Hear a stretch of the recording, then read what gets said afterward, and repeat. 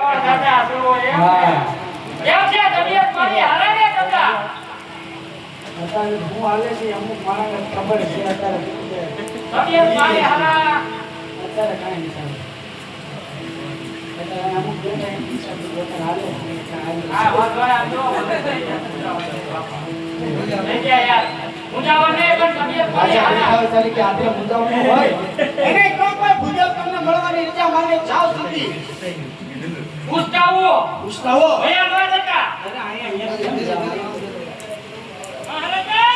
બોલો પ્રધાનજી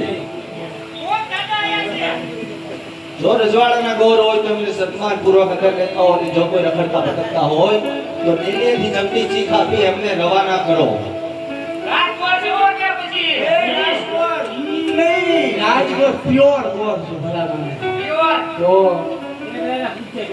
તો વીરો લાગે લાગે હરજો ઘડી ખાડા પીએ તો જો અરે પિનેકના રાજાને પ્રણામ છે મહારાજ પધારો ગોરદેવ ગોર દેવના ચરણની માલિકા સિંગલગઢનો રાજા પઢિયાર નમન કરે છે આવો ગોરદેવ આમ કઈ બાજુથી આવો છો આજ સિંગલગઢનો મારક રાજા પઢિયારના ડેલાની માલિકા મહેમાન ગતિ કરવાનું કાંઈક કારણ કાંઈક કામ લઈને તો મારા રાજ્યની માલિકા પધાર્યા છો ને ગુરુદેવ મહારાજ ભોગવતી આવું છું ભોગવતીના ગાદીપતિ રાજા અજમલ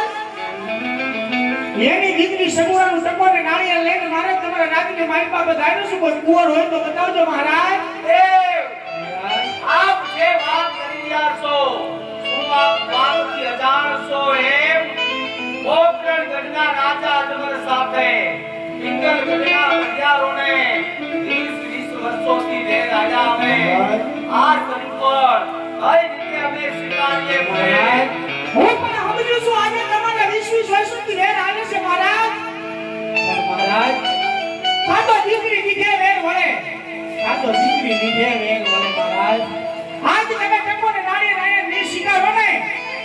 તો ભોગવતીના રાજા અજમલને કહી રહ્યા છે કે પઢિયારો અમારાથી આજે બીવે છે મહારાજ આજે ગુરુદેવનો દીકરો આ રાજા પઢિયારના આંગણિયાની માલિકા હતો જો ગુરુદેવના દીકરા જે કાર્ય લઈ આવ્યા હોય કાર્ય મગજ ન થાય તો પઢિયારોને ગુરુદેવની હાથ લાગે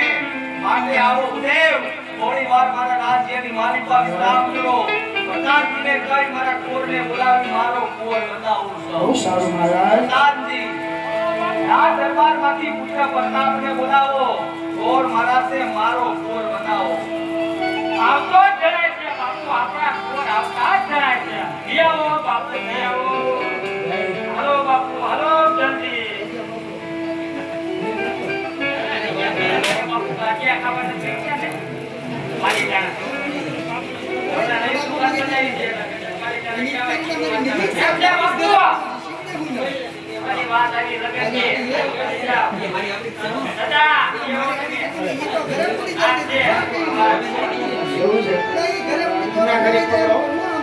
તમે ઘરે કાકા ઉભારી છે દીકરી દેવાની